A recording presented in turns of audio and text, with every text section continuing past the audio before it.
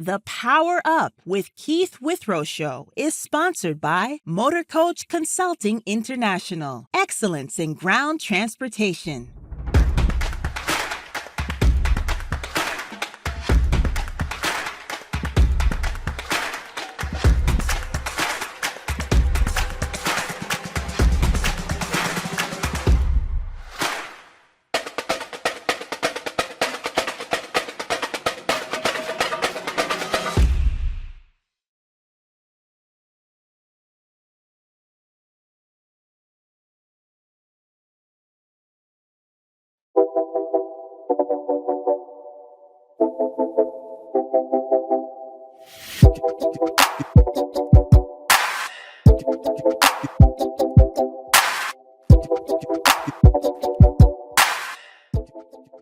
Hello, everybody. Welcome to the PowerUp with Keith Withrow show. And today, man, we got a real heavy hitter with us, man. I told y'all we were coming with some high-power content. So here we go, baby. We got my man Blue here, man. Blue Williams. Y'all might know about him. Y'all in the entertainment industry, y'all know this guy. This guy managed some of the hottest artists and groups throughout the 90s, man, and throughout. This guy carved away in the industry, man. Cats like Outkast. And I'll let him go into the long list of entertainers that he's managed. But with no further ado, I just want to say, man, this is I like this guy. This show right here, like we always said, man, we're about to come back. We want to talk about the stuff that people don't talk about, man. How can you get hit in the mouth and come back? How do you persevere? How you power up and come through?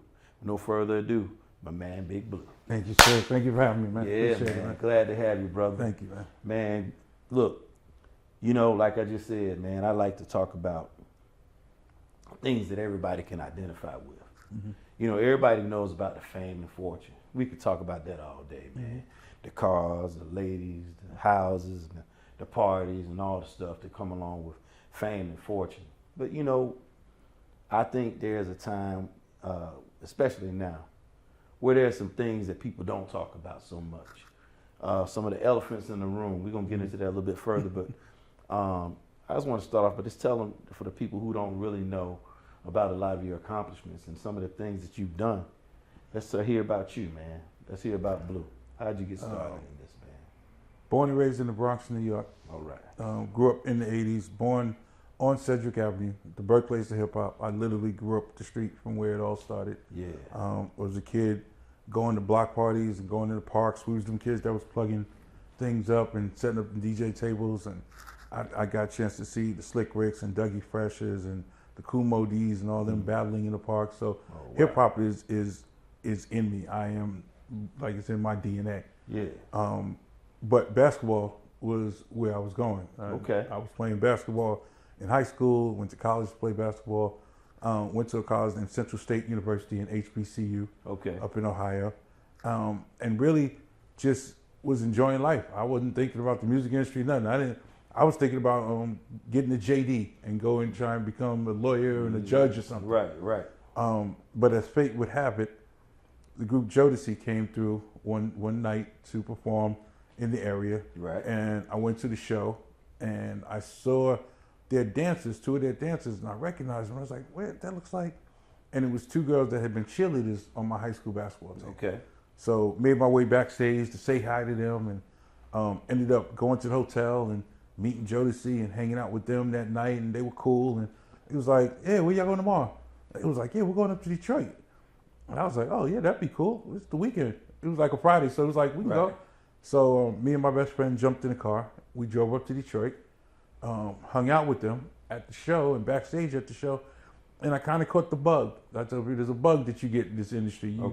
It's being backstage, the access, the energy. Right. And so the next city was Chicago, and if you know the Midwest, like everything's like 4 hours. Yeah, the next night was like Chicago. Okay. So I was like, "Yo, let's just roll to Chicago," because everything's like 4 hours away. Right. So we drove to Chicago. Same thing. Hung out with them backstage, having fun. It was a different energy, but I really liked it. And the next city they were going to was Minneapolis. Now that was like 8 hours. I was like, that's a little bit more hike. So me and my best friend went back to school, And now I'm back at school and I'm thinking about, that life is kind of cool, but I don't know how to get into it, nothing. Right. And Jodeci's road manager, Charlucci, called me one day, was like, yo, we're going on tour with MC Hammer. And he was like, yo, you want to go out? And I was like, I mean, go out and do what? Like, what are you talking about? He was like, no, you just come out. We need, like, you So can you do stuff. bonded with this guy with those 2 road trips. Yeah, I got cool with them, and they liked me enough. And so they invited me on tour. And I left college and went on tour with Jodeci. And what was your job? I was a roadie. I was the position nobody wanted. Like, my job is to do all the jobs that nobody wants to do. Okay. So you had to do everything. You had to do the run around. I went to Western Union at 3:00 in the morning. That was at the Greyhound. Run. I went to Waffle House run. I loaded the bus, unloaded the bus. And they paid you to do this. I was getting paid $200 a week, I think, at first. No, actually, I was getting per diem. So when you're on the road, per diem is Latin for per day. Right. And so you get like $30 a day to eat. Right. And so I was getting like per diem, so it was like $210 a week I was really making. I didn't care. And I had free room and board. I was on a bus, and I was living the time of my life. And then I ate at the venue every night. Like, it was kind of, you made it work. Yeah, exactly. A few cities into the tour. And you were in college anyway, so I was used to barely eating anyway. Yeah, it was. I'm living like this is college on. I'm cool with it. Exactly. And so a couple of cities into the run, there was this altercation at a mall, and me, Devontae, and one of the other securities got into a fight. And one of the guys we were fighting, I kind of threw him through a window in the mall, like through the glass window in the mall. Sounds like someone else that I know. And Devontae, you got something in common. See, sometimes you gotta do what you gotta do. And yeah. So Devontae decided that I wasn't gonna just be roadie. I now was part of their bodyguard crew. So I got a promotion. So now I was the bodyguard that did roadie work. Yeah, like, so I just you were a big guy. So and then I spent the next like 2 years with Jodeci, kind of touring the world and going to London and learning, and great times, great experiences. On the Hammer tour, we met H-Town before they were out. Right. We met Missy and Timbaland. We found Genuine. Wow. Drew Hill was still working in Baltimore Harbor at the spot they got discovered at. It was like, we met a lot of talented people on that run. And, wow. And I just sort of found I like this business. I like this industry. And we met SWV when they were recording. It was just a lot. And it was a time when Uptown Records was rocking. So Heavy D, Father MC, Mary J. Blige. It was just, it was a Diddy cool. was doing his thing. Yeah, so it was just a cool time to be down. And when Jodeci stopped touring, I went out with Mary as her bodyguard. And then from Mary, I went to SWV. SWV, I went to Shy. And then along the way, I met Queen Latifah and her partner, Shakim. Right. And they offered me a job to come work for them and be a manager. No more bodyguard work, no more road manager work. So she gave you your first shot. My first shot. A management slot. To step up and be a manager. Because the whole time, let me get this right. So the whole time that you're in, you're a roadie, then you started being a manager, being a bodyguard, security guy, and bodyguard. Mm-hmm. So you're learning from other managers that you're interacting with. Mm-hmm. So you're learning what goes on as a role as a manager as you go along. Yes. So something inside of Queen made her give you the opportunity to manage. Her partner Shakim had seen me on the road and so I went from bodyguard to road manager, which is you're like the junior manager on the road. Right. You managing all the. And so I was out on the road with a bunch of artists. So Shakim knew me, and I had a good reputation, and people knew that I could move artists and be a bodyguard. So I had a nice thing.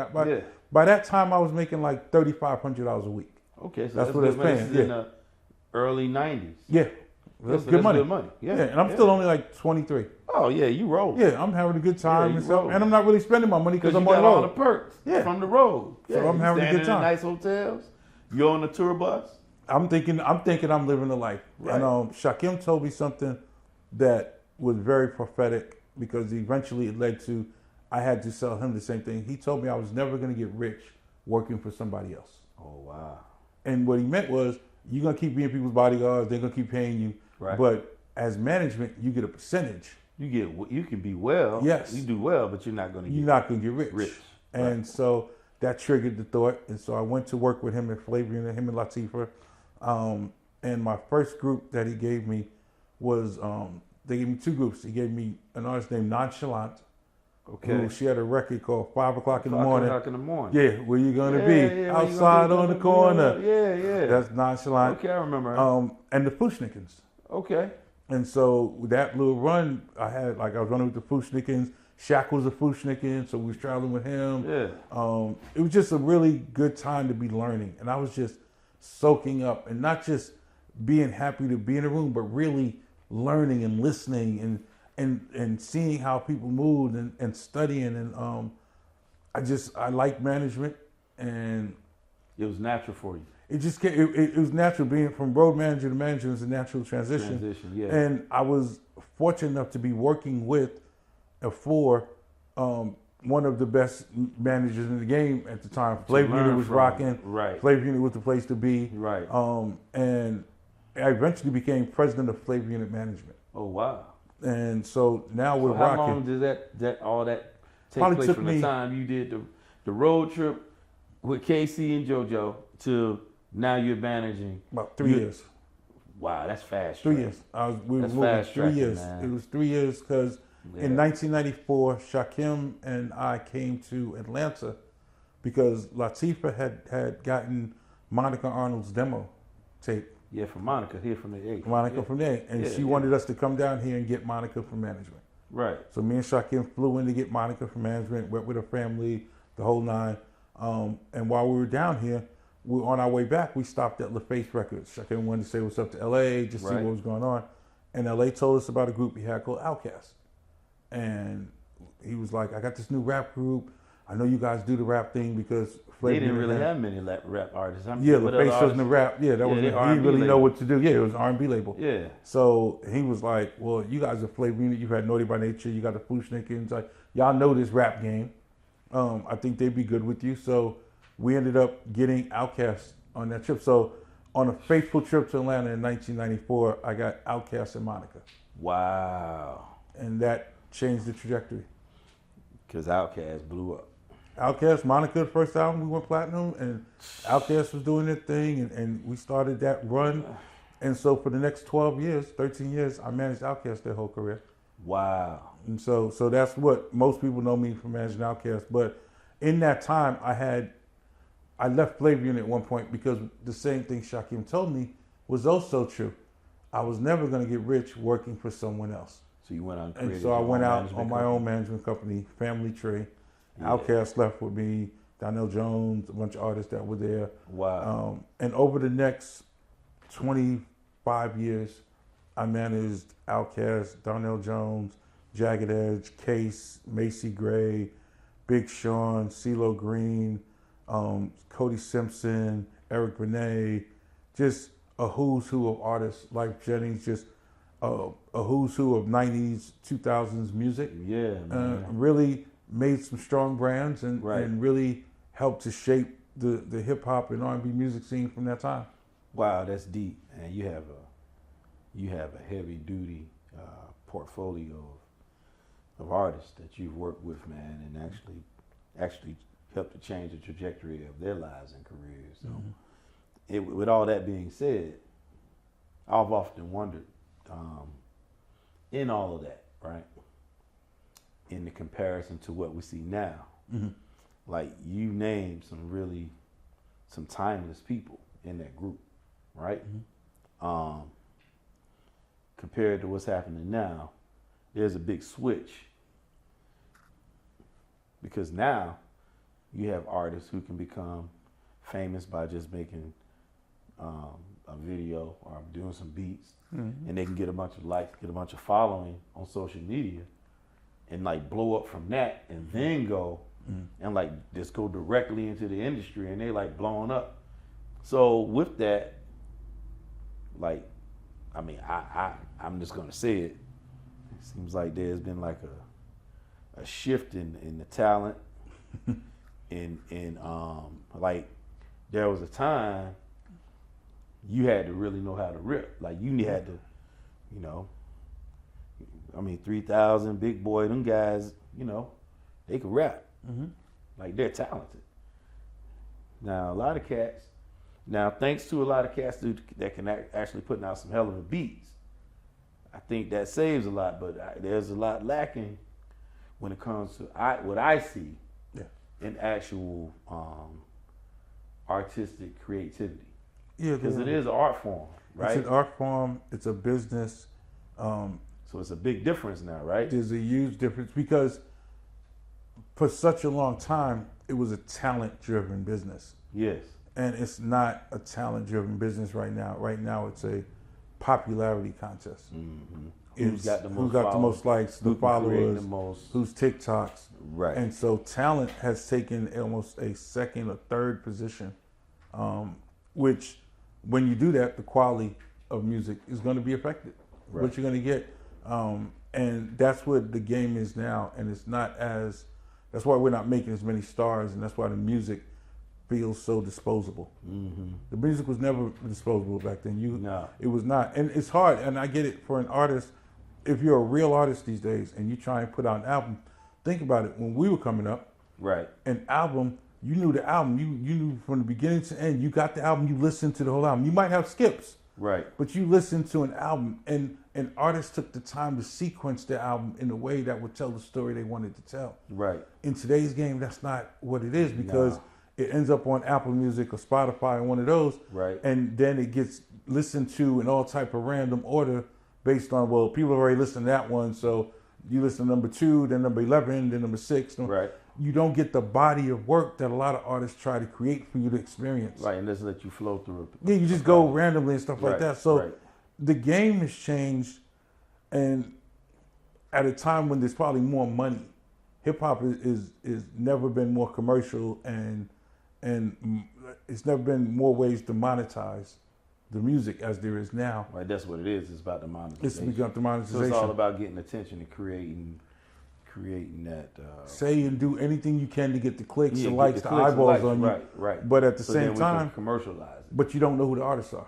Like exactly. On top of it, so now at least we had Word Up Magazine, we had Vibe, we had things. Yeah, we learned who our artists were by reading articles. There's none of that. So now we're reading blogs, and the blogs don't care to tell you the story about the artist. They need, salacious things, so they're trying to find the clickbait. Wow. And so now you're chasing artists based on who their baby mama is, or if they got arrested, or what drama, whatever. Right. And so it's created a disposable artist mentality and disposable music. It's like a song. Right. And it's not this amazing album that I needed to listen to, and it marks a place in my life. Like I remember Slick Rick's first album. I'll never forget where I was, where my life was at the first time I heard The Great Adventures of Slick Rick. No, yeah, it's crazy. Yeah. Certain now, people will always remember the first time they heard a Wu-Tang album, or the first time they heard certain albums. That's not what it is these days, because it's disposable and it's so fast. Right. The cycle of music lasting is so, and so I think that it's having an effect. And I also think that because rap was so easy to make and so quick, we took, or a lot of love has been taken out of our music. Right. And I think that we're starting to see the results of that and the damage that it can do in our community. Because when there's no love in your music, when there's no love in your community, and everything is bang bang shoot 'em up and just talking crazy to women and stuff like that, and it starts to reflect in the relationships and this culture where what do you bring to the table, and it's just a different time, because we grew up listening to love songs. We grew up listening to romance, and and that's not what these kids are listening to. Nah. As I said when I opened the show, I like to get into the real stuff. This is real deep stuff.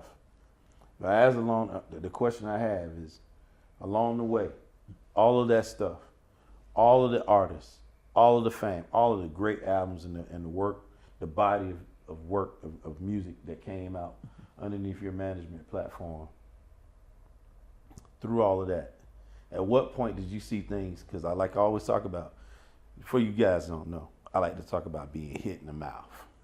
And what I mean by being hit in the mouth is, and I can speak on this because I've been there, the comeback. Like, you're doing well, everything's looking great, flying high, all of a sudden, boom, something happens. And for those who are watching, always remember, money is one of the most false sense of security that you can have, because it can take you years to accumulate wealth. Mm-hmm. It can only take one event to take you out, and it can happen overnight. Quick. I've experienced success in business. I was never in the entertainment industry. I was just in the business industry, and I experienced success in my 30s, and I did really well. And then I went through a transition where I got hit in the mouth, right? But let's talk about being hit in the mouth. Like, all this is going on. You're rolling. Like, you are rolling, mm-hmm. and like, Airbnb, right? I'm rolling, mm-hmm. Rush Count Management, man. Who you rolling with? Mm-hmm. You rolling, right? Mm-hmm. So what transpired? What was the transition? Where did something start happening? Did the industry just change? Did something happen in your life? What changed from that? So as a manager, you get hit in the mouth a lot because artists aren't always loyal, and right. You lose artists for reasons that have nothing to do with you. The new boyfriend doesn't like you, or wow. They got a new lawyer and the lawyer wants to get his manager. And so right. Management as a job consists of a lot of PTSD. So you take wow. a lot because you got to remember, sometimes you find artists when no one knows them. Right. And you carry them to where they wanted to go. And then all of a sudden. And then with success, you got the label in their ear telling them, well, maybe you should get another manager, right. Or family thinks you should be like, as the manager, I tell people, you're the first person they blame, you're the last person they thank. Wow. That is your life. They will get up on stage at an award show and they will thank their barber. Everybody. They'll thank their barber, the guy who washes their cars 3 times a week. And after the show, be like, oh man, I forgot to thank you. Nigga, you're here because I carried you from the little spot I saw you in. So, and then they'll leave. Because you're so, you think it's because almost like with a spouse mm-hmm. or with a person that's close to you? Okay, if you have a spouse, mm-hmm. like they say the person that you love the most catch the most grief and the most heat. Mm-hmm. So maybe because, as a manager, you working so close with this artist. I mean, you got them when they're coming from nothing, so mm-hmm. you feeding them. Like, I know some cats that manage people, and they're sleeping on their couch. Mm-hmm. They're carrying them, right?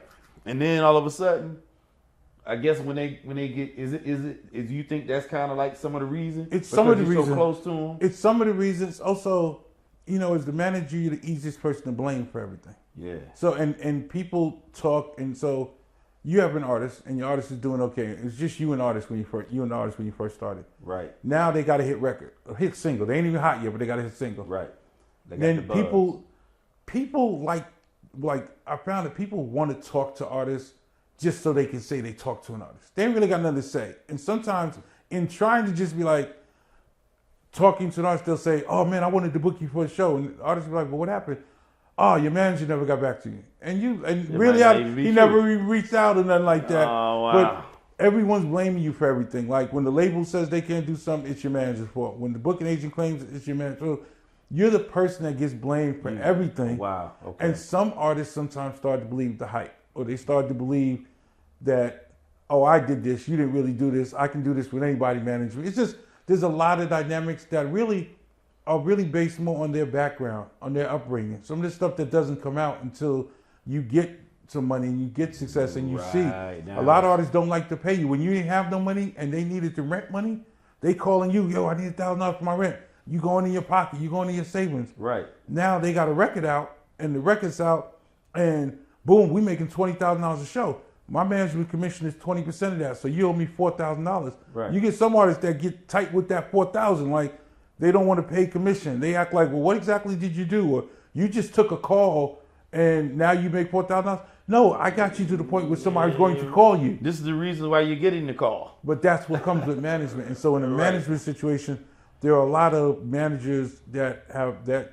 they get fired for the wrong reason. Things don't go right. So you kind of, as I became bigger and big enough and having spent time in Flavor Unit, you learn to take those little punches. Jab here, jab there. You learn to shake those off. Right. But the punch that knocked me down and changed my life was at the top of Outkast's career, we just won a Grammy for the best album. We're the biggest rap group in the world. Everything is at our disposal. We can do everything. Right. 3,000 decided he wasn't going to tour. He didn't want to go on the road.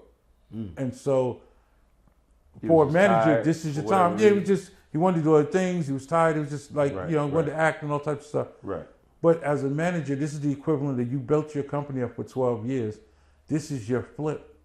You're at the top. You're supposed to go out on the road and tour and make your money. Right. This is when the This money. is where the money's at. This is what you've been building up to. Especially for the manager. Yeah, everybody. This is what you've been committed to. Right. But he didn't want to go. And so at the top and the height of our success, when we're supposed to be making the most money, we sitting at home, not making money. So in a short version, I tell people I lost $25 million in 1 year. You don't know many people that have lost $25 million in 1 year, legally, and didn't do anything wrong. None of you did. You literally did everything you were supposed to do. You met some guys in 1994, and you told them you were going to take them to the top. And you spent the next 12 years getting them to the top. And when you got to the top, one of them decided he didn't want to go and get the money. And there's nothing you can do about it. No. Beating his ass ain't going to do nothing. He's a millionaire. I mean, just and anything. He's creative and he's good. Everybody knows him. You got to respect him, though. Right. You got to respect him. Right. And so. Right. Because he has that right to say that. He has that right. Yeah. So you got to eat it. You just got to eat it. So in contracts, you don't have it where, like, you can have in a contract, they got to produce, like with the label, you got to produce a certain amount of albums or whatever. You can't make an artist tour. But you can't make an artist. You can't make any artist go on the road. You can't make them go on the road. No. You can't make an artist get on stage and perform. Right. It's not something that happens. Right. It's not in the contract. So you eat it.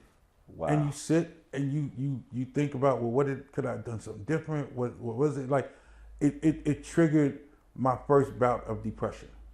It was the first time that I dealt with depression. Yep. Now, here we go. Point.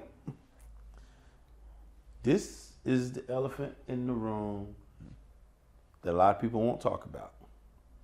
We've had shows about this on the PowerUp Man platform where we talked about depression.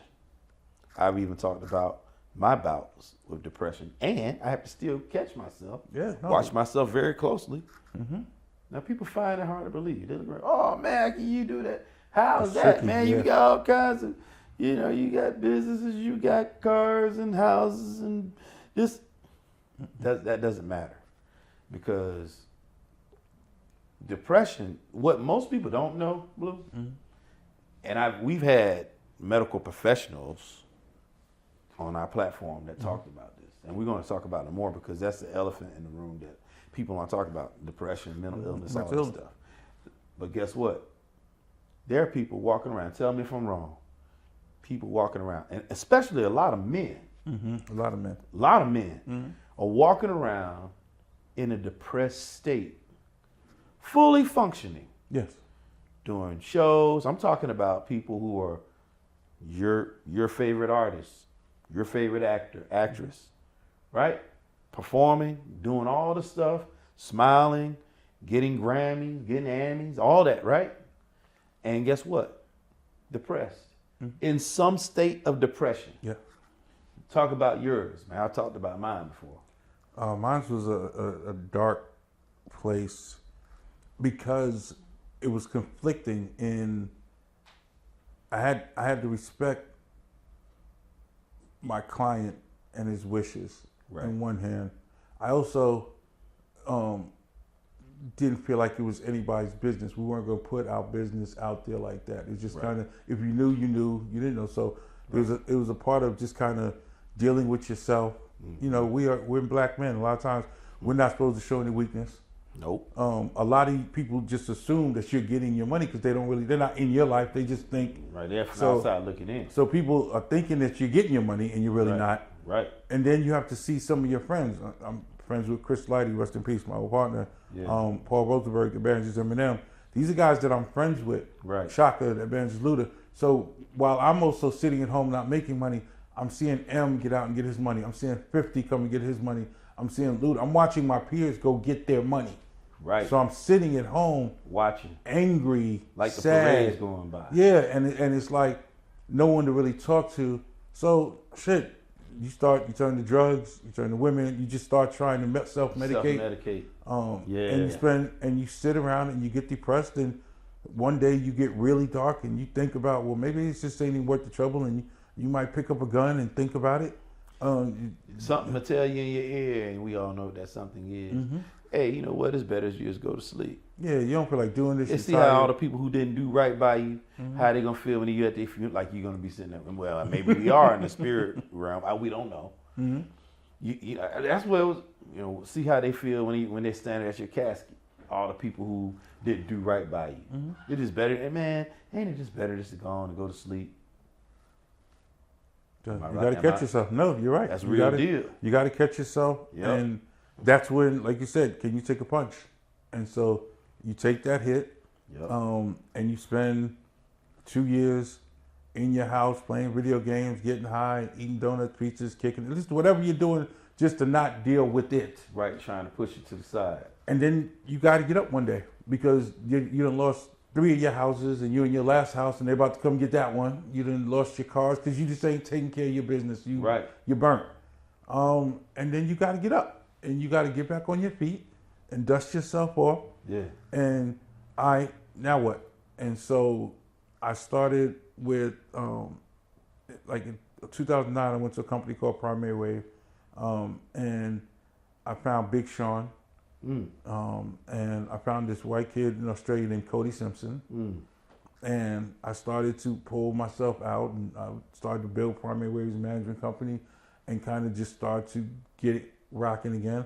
In 2010, CeeLo called me and was like, "Yo, I got this record. The label just is gonna mess it up. I don't think they know what to do with it." Right. And I was like, "What's the record?" He played it for me, and it was "Fuck You." Oh wow. And I was like, "Yeah, let's go. Like, what's the deal?" And so we came up with a plan, and we worked "Fuck You," and we made "Fuck You" one of the biggest records in the world. Right. And CeeLo worked, and we ran around the country, and boom, I'm back. 2011, we back, baby. We rocking, and we doing everything. CeeLo's on The Voice. 2012 hits out the blue, and Dre's mother, Miss Benjamin, passes away, who was like the rock of our Outkast family. Oh wow. And then a few months later, Chris Lighty passes away. And I had just done a partnership with Chris to bring Violated, us together. Chris and I decided that, it would be good to see two strong black men that at one point had been competitors to partner up and show leadership. Right. And both those things hit me hard. Like, both of those things really threw me back off my balance, and kind of got hit with a bunch of other things in life, and ended up leaving Primary Wave in like 2014. So I got off my feet, and then got knocked down again about 3 or 4 years later. Right. And so then it was time to get back up again. And part of that, in those times, I had to learn to understand that one, depression wasn't gone. It wasn't something that just kind of always lurks. No, it always lurks. It's always lurking, right. and always waiting for an opportunity. That's right. to pull you in. Right. And what I also realized was that when I would open up about dealing with depression and being honest about it, I found that brothers gravitated to listen, and they were like seeing me be honest about dealing with depression, like you. Is when like people see people that look like them, people that they perceive as being strong and everything, going through things and surviving them with their head up and doing it a certain way, it can be encouraging. So ever since, I've just always been an advocate to speak on mental health, depression. I advocate for black men to get therapy. That's right. I think that we don't do enough therapy in our community. Most for definitely. some reason, people don't think it's. I don't want no therapist. It's not cool. It's something that the black family, there's a stigma we really have that we got to get over. Yeah, I never understood. Yeah, we don't do that. We You don't break deal your with it. ankle, you go to the doctor. So your brain is hurting. Why not go? You gotta get reset. And all you're doing is going to talk to somebody, That's right. and maybe you get some Unload, advice. man. Yeah, so That's right. I've always advocated for that. And then I also realized how many of my peers in the industry are hiding their pain and things like that through self-medication. So I've tried to open myself up to be there when I see people struggling, because I learned to see beyond the stuff. That's right. So I know when I hear someone got fired, I know what they're going through. So I'll Right. reach out. Right. And when I hear something happen to someone that everyone else in the industry is going to hop over and keep going, Right. I try and check in. You Yes. all right? You going through it? I heard you went through a divorce. You going because those check-ins as black men are what we have to do more of. Exactly. We have You to. know, we have a, I don't know why this is. And I actually did a piece on, am I my brother's keeper? Mm-hmm. Because in most cases, we're not. It's like, and I think it could come from the programming that came from Jim Crow and some of that. I can actually, you know, put You can some trace it blame back, on that, yeah. trace it back. But come on now, like, okay, you're intelligent, brother. I am. Like, so thank God I was just taught not to be a hater. Mm-hmm. You know, I was taught just not to be a hater. You know, I was taught to, like, you know, celebrate other cats. You know, not everybody, you know, is going to be on the same level all the time. Like, you know, you're doing, you know, not everybody's going to be rich. Not everybody's going to be wealthy. You know, so like if somebody is, then, you know, that's them. Hey, thank God for them. Like, hey, that's good stuff. You know, but don't tear each other down. Mm-hmm. That's the point I'm trying to make. Like, what I find is us as I know this for fact for black men, there's for some odd reason, even if you, now this is the part that hurts the most. For some odd reason, even some of the people that are closest to you, family, the ones that you look out for a lot of times, Yeah. are the very ones who are not. It's almost like they Envy. want you to be. They like what you can do with your accomplishments, but it's almost like you have a certain group. Not everybody. They're kind of like waiting for you to like trip up. Oh yeah, people are always look. So they'll celebrate it like, oh, they build you. oh, he's tripped up now. You know, he messed up now. Like, come on, man. Like, really? They build you up to chop you down. That's what I always tell people. The build up when you buy.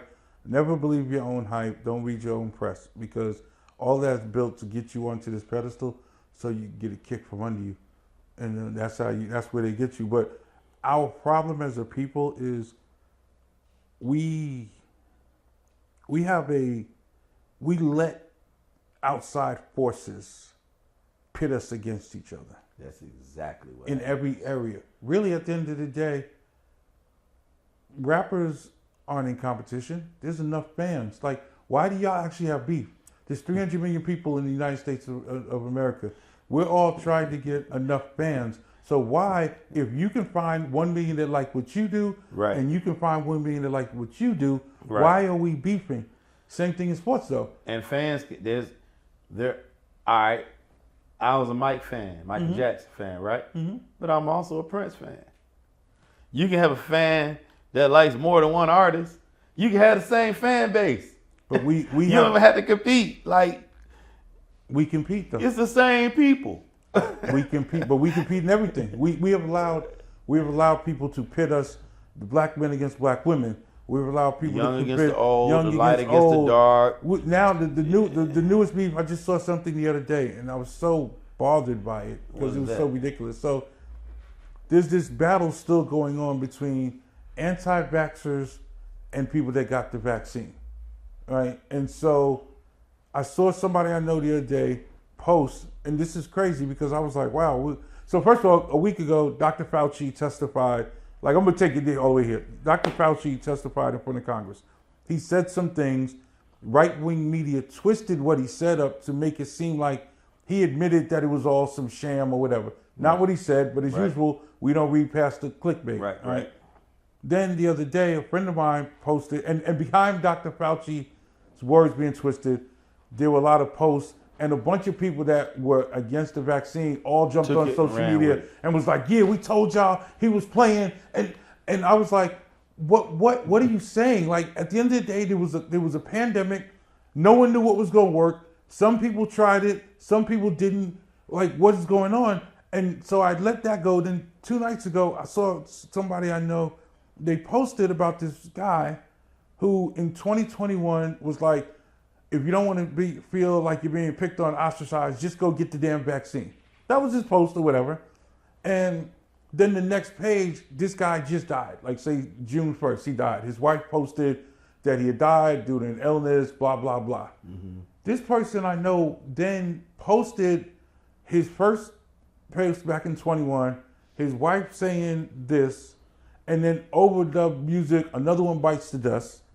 And then in her section, she talked about, see, we told y'all we were right. Y'all shouldn't have been.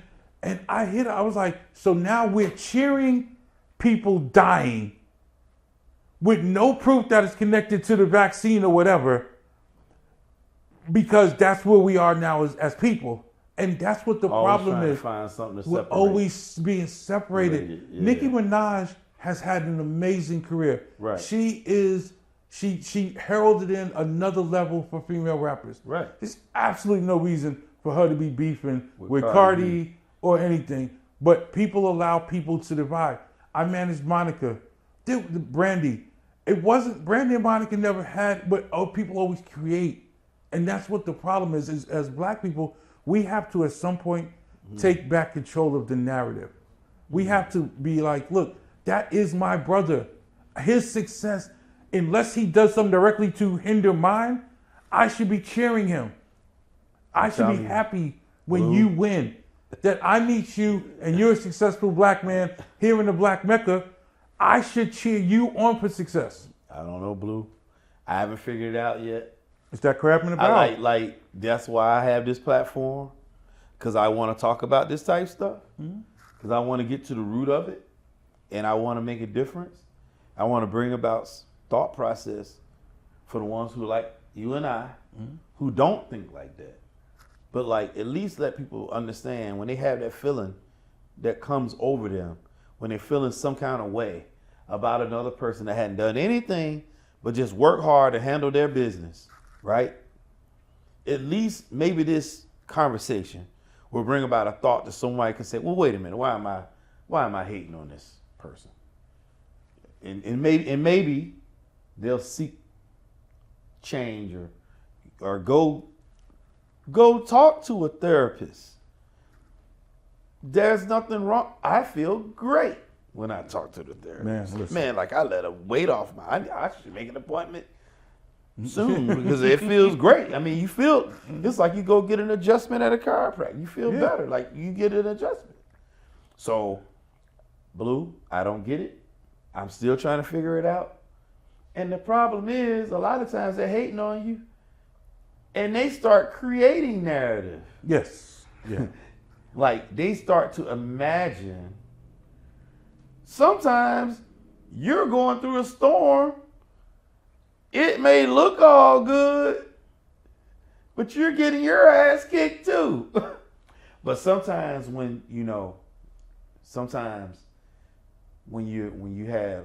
getting blessed and your stuff is rolling and you're handling your business, it makes it look way easier than it really is. So they think that I've been told, oh, he's just lucky. Luck is they always, keep saying yeah, okay, he's just lucky. Oh, he just got that contract because he was lucky. And then you get another contract, oh, he was just lucky again. And then you get another one, oh, well, he just keep getting lucky. How much luck do I have? Like, can you give me some credit that like, this baby, the product is like the industry, look, creativity. There was a time, even in your industry, I've always said this.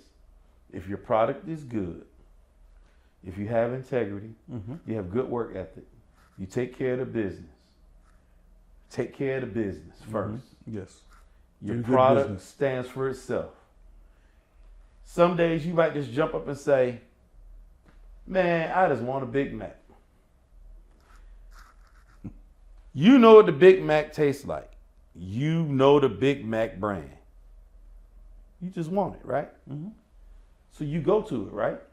They didn't call you. You go to it.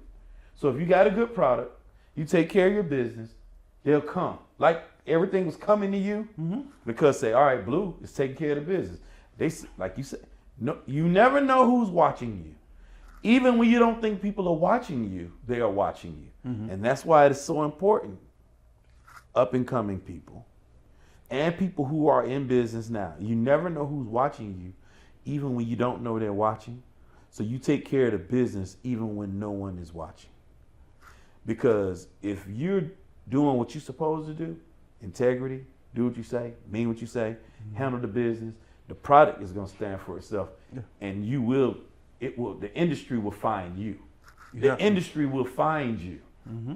Because there's so many people who operate in the mediocre space that if you operate above that wavelength, You're gonna shine.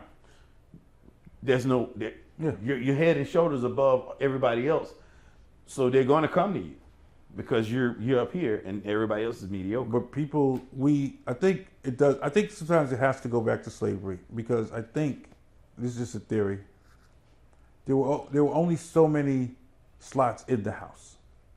In the house. In the house. In the big house. Right. In about right. So Which was Negroes a good job. in the fields Right. were always competing to get in the house. Right. And so there was a lot of probably positioning and talking to the man and telling him like such and such is doing this. Right. And that carried out into the real world. And Right. so when your competition is jealous of your contracts, not understanding like there's a lot of contracts around. We're not in a finite space. Now if you're in a place with finite resources or a finite income, then maybe we're competing. Right, exactly. But we're not competing being two black men. And what's worse is when we ain't in the same business and you hating. Like, wait a minute. What are we competing about? Why are we hating? Like, as managers, I used to tell, and I talk to young managers, I tell young managers even to this day, look, if you got questions, if you're not sure what's going on, my DM, my Instagram is the check finder. You can hit me in my DM. I answer questions all day long because the knowledge that I've garnered was not meant for me to take with me. Right. And the other thing I'll tell anybody, I can tell you exactly how to do it. That don't mean you can do what I do. Yes. You ain't me. You ain't got you gotta have work ethic. That's you gotta right. have insight. You gotta be And it may not be for you. That's it. That's the next thing. You and I can be doing the same thing. We can be in the same business at the same time, doing it and have totally the same different product to the same audience. Yep. And yours, you may do better than me because it's just your time. Or I always got to go here. I'm a believer, so. It's just your blessing. It's for you. Yeah. Okay? Because you are you and I am who I am. Well, just maybe, you just may be a little selfish. Or you may self-destruct if you make this amount of money. Yeah, or it's not your time yet. Or it's not your time yet. It may be your time 5 years down the road. Exactly. And you may go bigger than everybody if you hang tight with it. So take the energy off of me. And focus on your business. I always say this. Bruce Lee said this. He said you should be your own best self-study. Meaning, like what he did. Okay, he's a small man, right? He was small, right?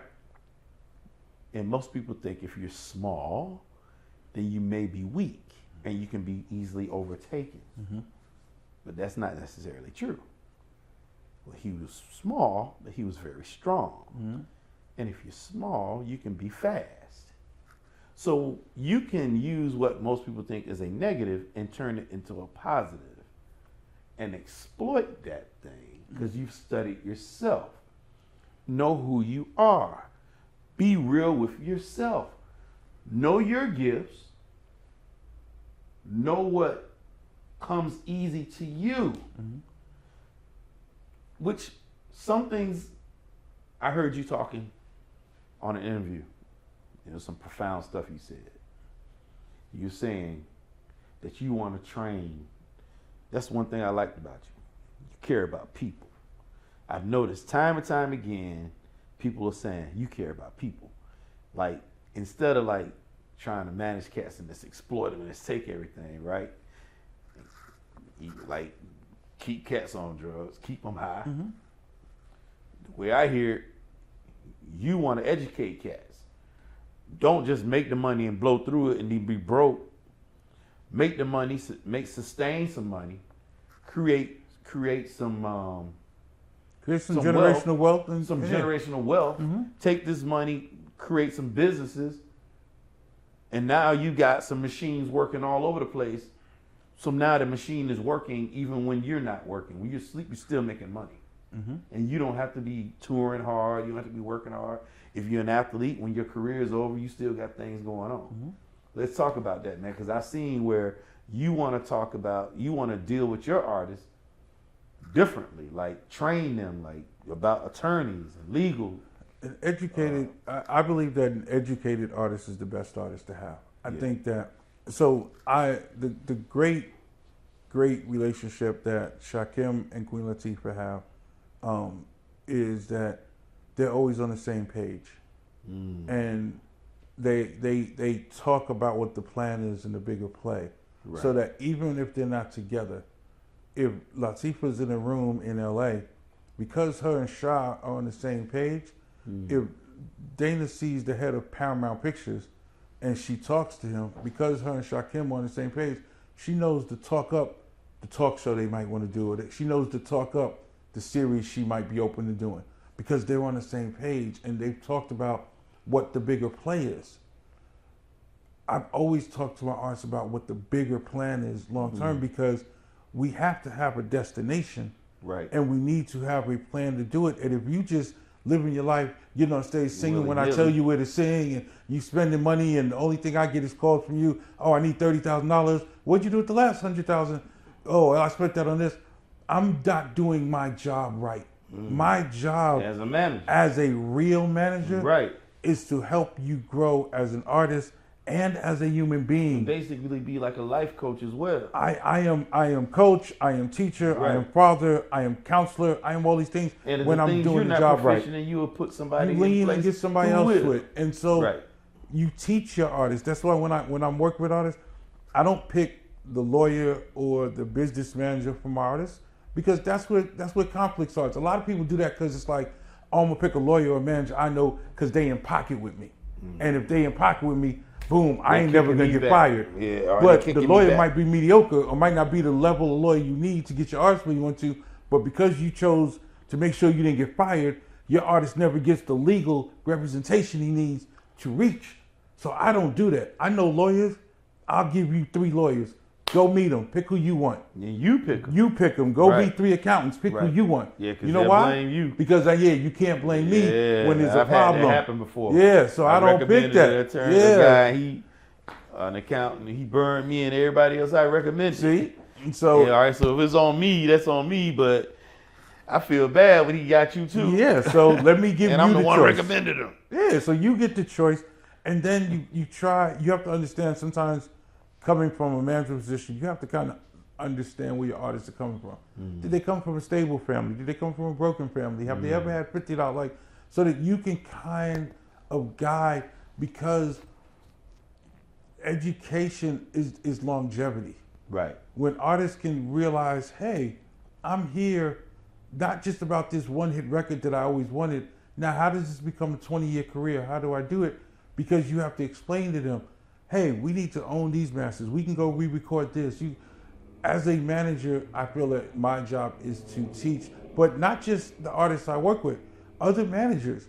I'm from a different era of management. When one of us, Shakim, Chris, like Kadar, all these people, when we would go into a building, if you ran into Motown and you got $1 million for your artist, right, and you sold 800,000 records, right, you supposed to come out and tell me I got $1 million out of them for this, so that I can either go into LaFace and be like, they paying this much, or I can go in the building. Yeah, but why are we keeping it a secret? That's to be. They say it's to be sold, not told. But that's the problem. That's why the the problem. music industry is like that. None of us have all of the money. I don't know any of the artists or any of us in business that the last name is Rothschild. No. And even though the Rothschilds, you know the family that I'm talking about, and the some of the other Kennedys families, the Kennedys and some of the, the Rockefellers, even with all of the money they have, they don't have all the money. No.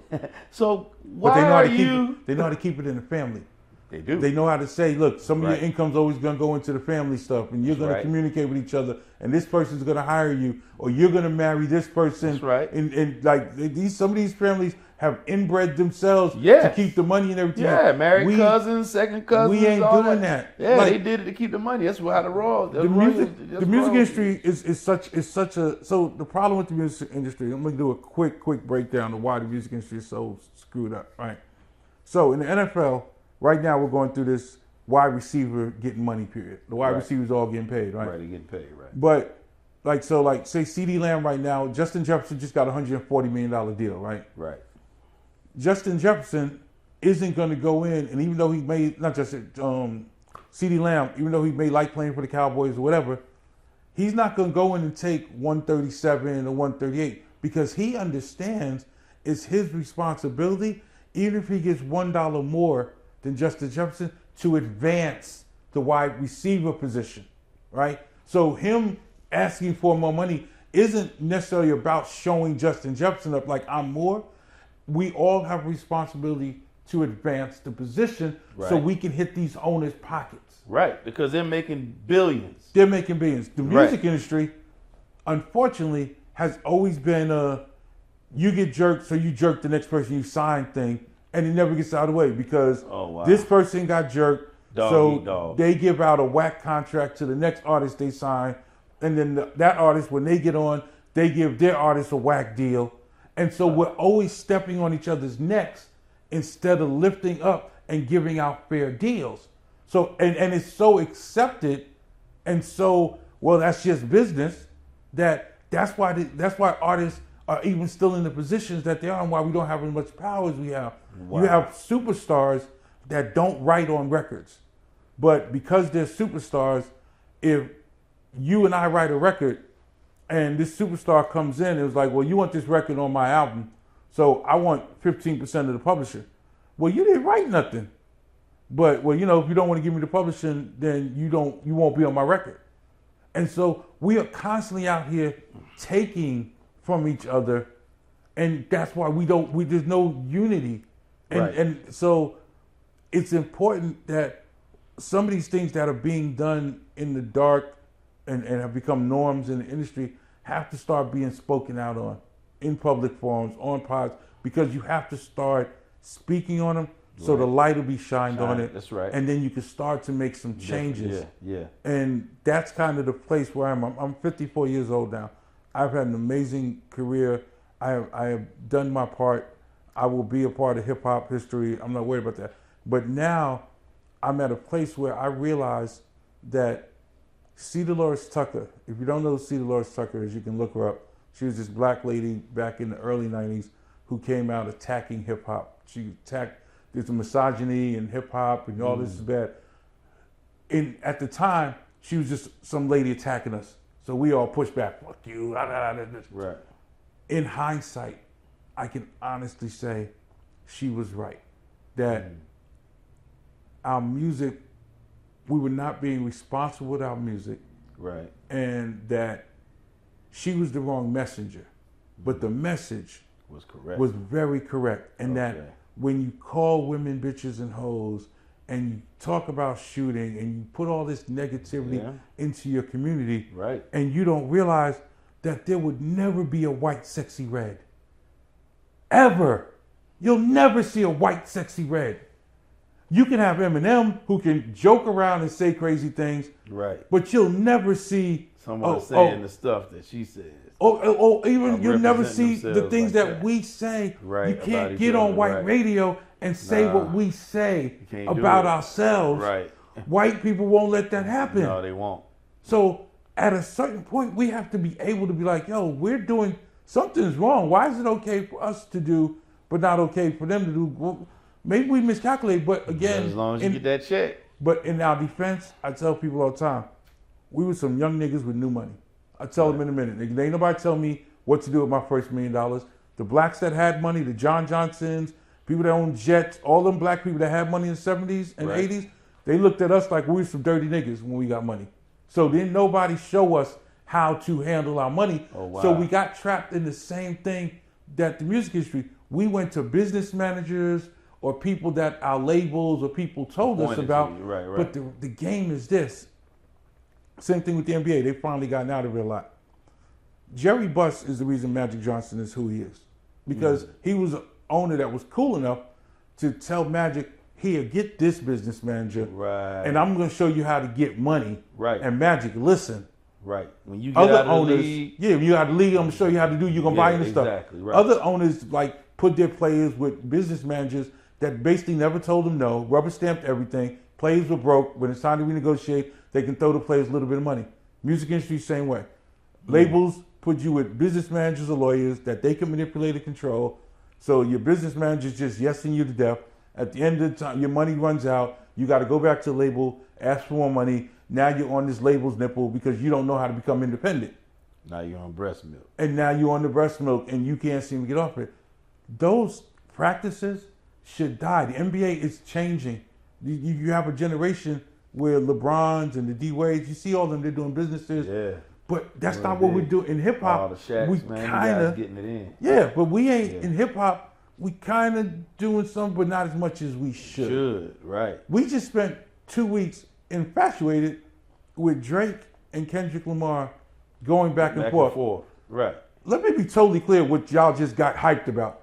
Y'all just watched two songwriters send love letters back and forth to each other, and it took over all your attention for 2 weeks. That's it. Nothing gained. No one gained anything. Drake and Kendrick were never gonna fight. When they see each other, they ain't gonna do that. Yeah. You watch two great songwriters write love letters back and forth to each other, but instead of Kendrick and Drake get together to open up this school where black single mothers can take their boys on a Saturday and they're gonna teach them real life lessons about how to survive. Kids, I've had contracts. Chinese, Japanese, Jewish. Definitely Jewish. They go to church, they go to school on Saturday, and all the stuff they don't learn in regular school, They learn. They learn about their culture. They learn about Banking, real estate, credit, all history, the stuff that they don't, everything. the stuff that they don't teach you in regular class. They're learning this stuff. Every Saturday. That's true. And we don't I've have had that. the contracts where I took the kids on school at all. I had a contract. I would take. TDK had a humongous facility in Peachtree City, and there's some other Japanese companies here in Georgia, and they would go as far as to Macon, Georgia, to pick up the kids to come up here. They had one school.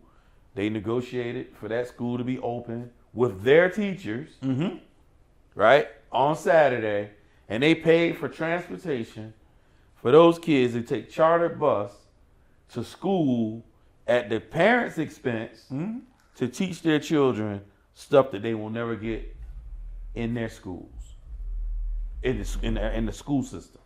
Yeah. Yeah, I knew it was about that time. We about to bring it to a wrap. Yeah, it's about Fridays. I knew it was coming. They could You start. seen that Jeep? Yeah, you start hearing. I already know. That was great stuff about the teaching. Yeah, man. Yeah, we are doing it again. If they keep us, this country isn't about race. It's not about the racism is a front. It's more about money. classism It's now. classism now. It's classism about money now. trying to keep the poor people Haves at and each other's have-nots. throats.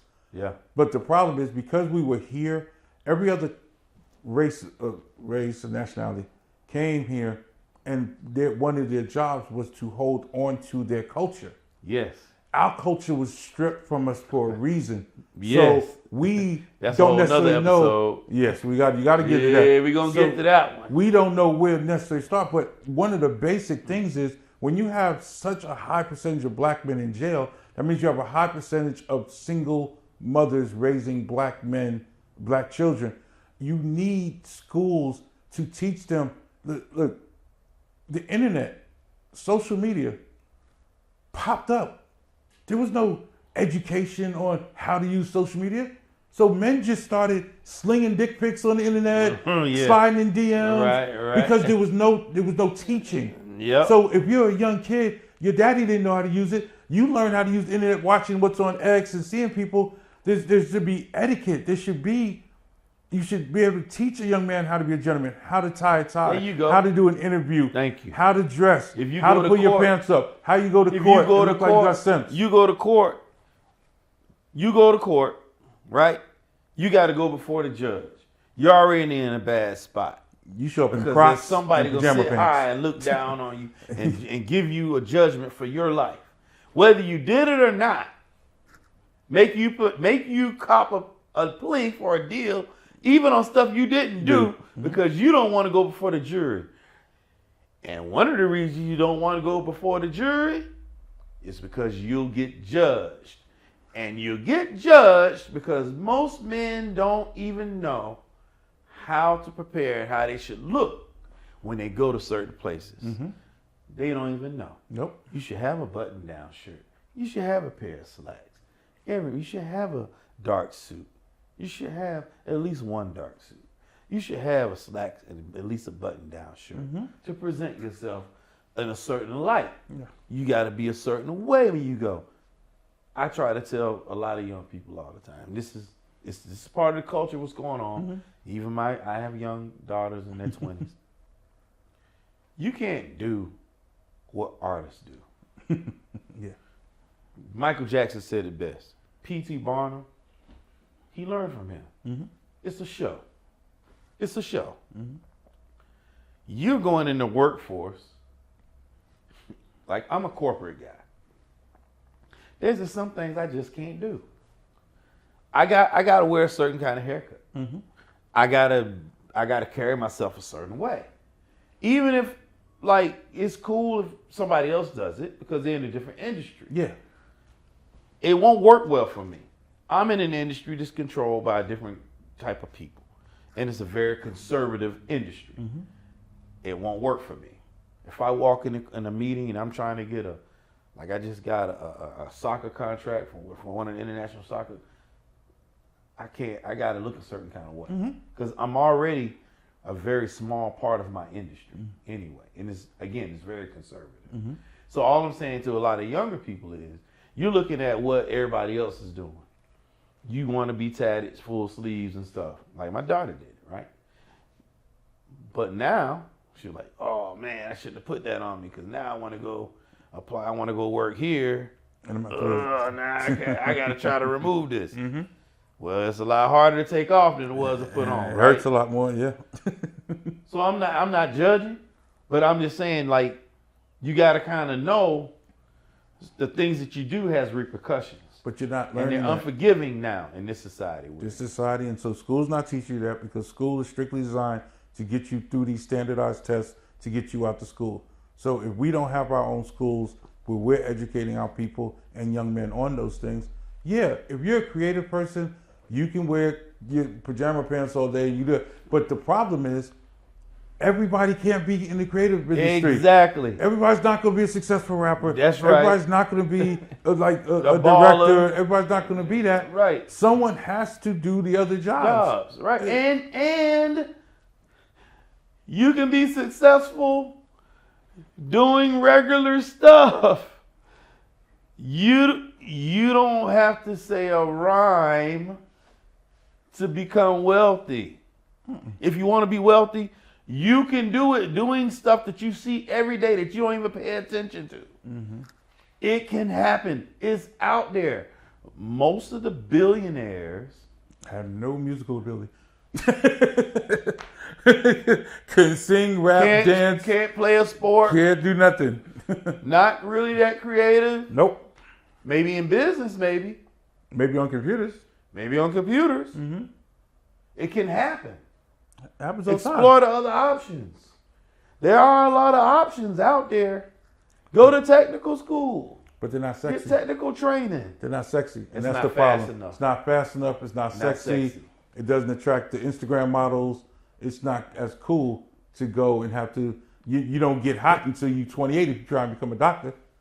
If you're trying to be a lawyer, Yeah, you get hot still an until- intern. You don't really start making money That's in the what I'm doctor until saying. you're in your So- 30s, really. Yeah, so you doing your interns and all that stuff. your man in the studio, and even though he ain't hitting, he got a studio full of Instagram models, and they in there partying, and it looks like he's living the life. But it's not for everybody.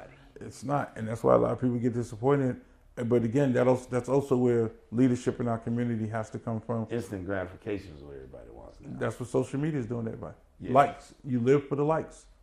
I tell artists all the time, you live by the like, you die by the like. I've seen artists, big artists, superstar artists, get off a stage in front of 50,000 people, killing it. Destroyed the show. Right. Get in the car, heading back to the hotel, and they're scrolling through and they're looking at the comments, and I can see now, I've learned how to see when they hit that negative comment. It could be comment number 356, and it'll say something that's derogatory, and their entire mood will change.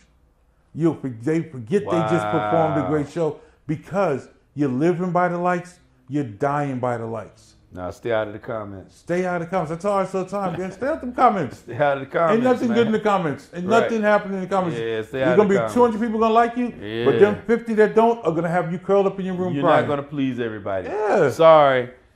A lot have tried it. No one has succeeded at it yet. Okay? And social media has done the worst thing that could have happened to me, is it gave, everyone has a voice. So let me say this in a way. Right. But it's made everyone think that their voice matters. And I'm just going to be brutally honest. Everybody's voice does not matter. Right. Everyone can have an opinion. Yes. But everyone's opinion Doesn't matter in your world, more, in your like, career. Yeah, and so you're dealing with a bunch of people that aren't living your life, don't know what your life is like, are probably miserable in their life, and they're making comments on you that are eliciting a reaction. You don't know that person. All you want from that person is their money. That's it. You want them to come see a show, dance. Right. Give them what they paid for. That's Your it. job is make their dollar that they spent worth it. That's it. Whatever they spent, it should Give be them the worth experience it. that they Your got. job is to give them the experience. And if you gave your the best, best, then that's all you can do. Yes. That's what I was taught. Yes. Man, in closing, man, I got to get you back on because we can go to a lot more areas that we just brushed on that we could get into deep as it relates to us and our community and just people, like what we can do to help. But in closing, what can you say to the watchers and the viewers that what you used to persevere, come back from that hit in the mouth, get up, get back on track, give them some of your cheat sheet. Like a guiding light. You ready? Yes, sir. All right, cool. So the Eagles were the biggest band in the world at one point, and they broke up at the height of their game. Right. And their manager, Irving Azoff, had to figure out how to survive. Right. And so when I went through something similar, I watched and studied his survival. So what I say to people is, if you study history, sometimes you'll find you're not the only or the first to be going through what you're going through. Absolutely. And you not. can lean and learn from how other people dealt with it. Right. And there's nothing wrong with stealing from other people's experiences to help you weather yours. Yes. Like study, learn, and maybe follow their path. Let them be a light. Right. Second, timing is everything in life. As much you might be working hard and killing yourself, and you have to understand that sometimes you have to just wait for your time. That's right. You have to learn to be patient, and sometimes you have to learn to sit still. Andre Benjamin's mother, Mrs. Benjamin, once told me in the middle of one of my storms, she said, sometimes you have to, like, if you're in the middle of a storm, and think of it like a tornado, she said, sometimes you have to anchor yourself. Right. And you got to sit still, and you got to let the storm go around you a couple of times and see things. Because when you're in the storm, you can't see or grab anything because you're in it. Right. So sometimes you got to anchor yourself, and just hold on. sit still, Right. and then let it go around, and then you can grab what you need from it. When you're in the storm, it's hard to grab what you need because you're in the storm. Right. Settle yourself, Right. sit still, study, Anchor yourself. anchor yourself, and grab something out. And then the last thing, learn to be gentle with yourself. We don't do that enough. Man, my dad said I'm the hardest man he ever seen on himself. You gotta learn to be gentle with yourself. You have to give yourself grace. Wow. You have survived and done so much. You have weathered storms you have survived and learned, and give yourself some grace for that. A fall, a stumble, it doesn't have to be the end of you. Right. If you give yourself some grace, you might find that I thought I couldn't stand up. I done got up, and now I'm up, and I'm taking steps. That's right.